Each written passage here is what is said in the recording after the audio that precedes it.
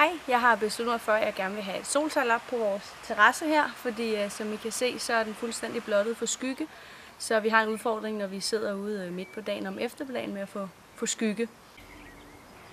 Jeg har valgt det her store trekantede solsejl fra Solsejl.dk, som jeg synes har en super lækker kvalitet, og så filtrerer det også 90% af UV-stråling. Og det er en af de ting, jeg skal bruge til at få noget skygge på min terrasse. Så har jeg købt et monteringssæt, hvor jeg skal bruge et hjørne, som skal sættes på den stolpe, jeg skal have ned i haven. Og det ene hjørne består af en line. Og det består af et frølår. Her har jeg valgt den eksklusive kvalitet i rustfrit stål. Man kan også få den i sort plast, men jeg synes, den her er pænest. Og så består det af et stilladsøje og 2 skruer. De 2 andre hjørner, det består af en karbinhane, jeg har købt, og 2 stilladsøjer, som jeg skal montere op på carporten. Da jeg kun får 2 punkter til mit solsejl på min carport, så bliver jeg også nødt til at have en stolpe gravet ned i haven. Og for at få den stolpe ned, så kræver det et hul. Og for at lave det hul, der kan jeg bruge en god gammeldags spade, som jeg har her. Og du kan bruge en skovl til at få det overskydende jord væk. Og hvis du har en, eller kan låne en af dine naboer, eller købe en i Silvan, så kan det også være en rigtig god idé med et pælebord.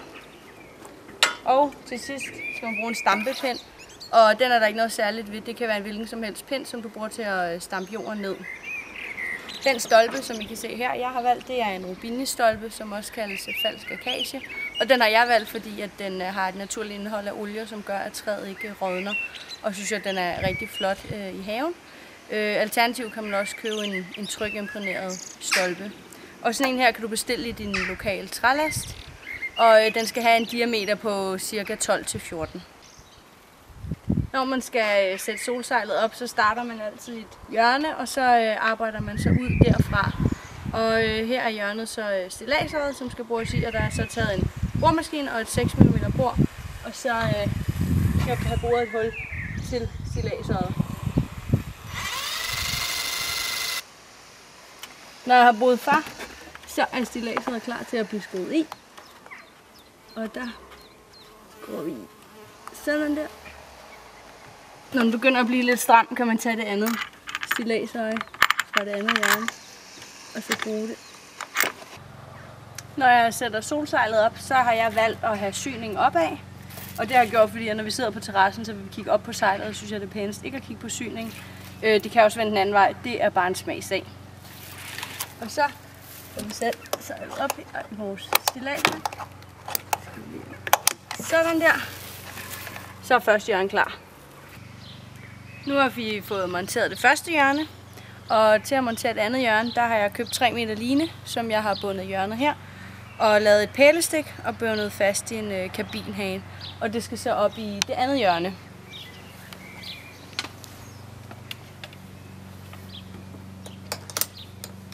Sådan der.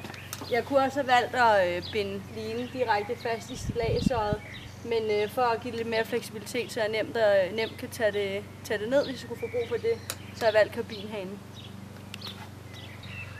Jeg valgte at sætte en line i mit ene hjørne, for at jeg kunne få trækretningen væk fra haven ud i bedet, men også fordi jeg gerne vil udnytte stolpen til at kunne få en hængekøj i haven.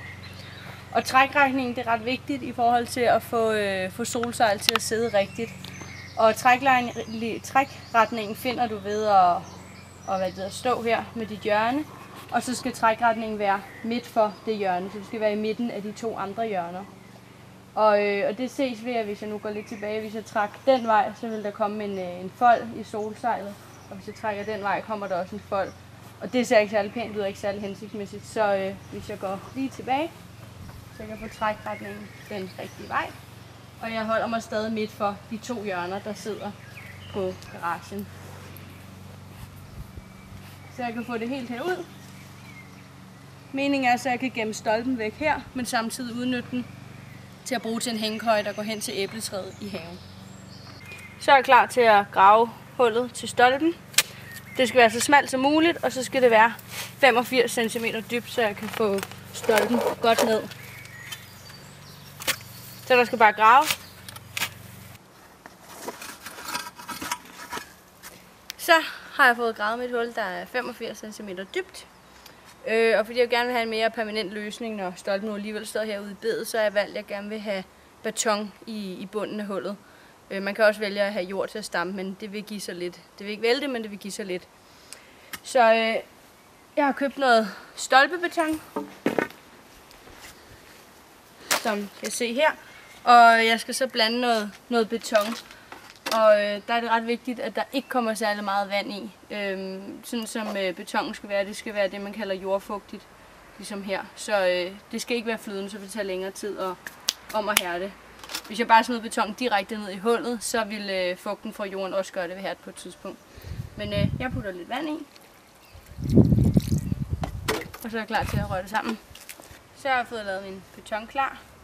Og som I kan se, er den jordfugtig, ligesom jorden her. Jeg skal nu have beton ned i bunden af hullet, og så skal jeg stolpen på. Og så skal jeg så ved siden af eller rundt om stolpen også have noget jord, som jeg så stamper med min stampepind. Og så helt oppe i toppen skal der noget beton igen. Så nu gælder det bare om at få jord ned rundt omkring stolpen, både foran og bagpå. Og her tager jeg lidt af gangen, og så tager jeg min stampepind og får stampet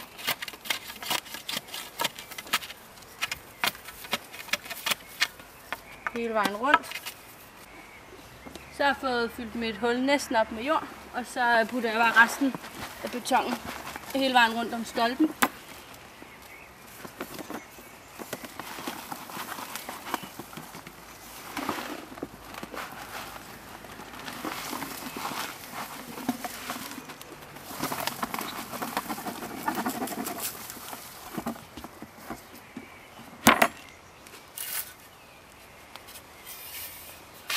Og så får jeg stampet det ned, så der som sagt kan blive plads til at have lidt græs på toppen, så ser det lidt pænere ud end en betonfarve her.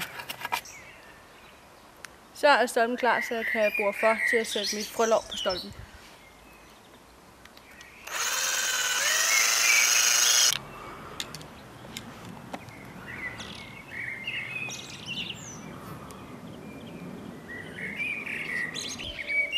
Godt, nu har vi fået skruet stilladseret i op på stolpen, som linen kan gå igennem.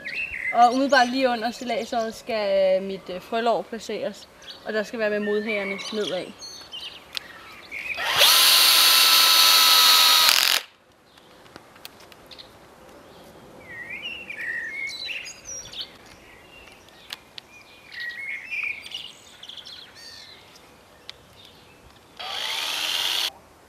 Jeg har nu fået linen gennem mit stilladsøje, trækker linen gennem frølåret og trækker godt til, så jeg får solsejler der, hvor jeg har det. Når man ligesom jeg har gjort brugt beton ned i hullet, så er det vigtigt, at jeg ikke lader sejlet være spændt helt ud de næste dage, og heller ikke bruger stolpen endnu til hængekøjen. Det skal lige nå at størkne.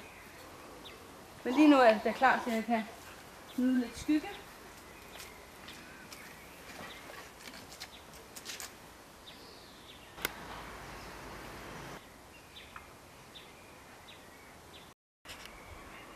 Nu når jeg har fået sat den her gode, flotte stolpe op i haven, så kan jeg lige så godt udnytte den til andet end solsejl. Så jeg har monteret et stilladsøje, og i den vil jeg så hænge en hængekøj, som går til et af træerne i min have. Så på den måde får jeg 2 løsninger med den samme stolpe, og nu er haven bare top-tunet til både afslapning og skygge.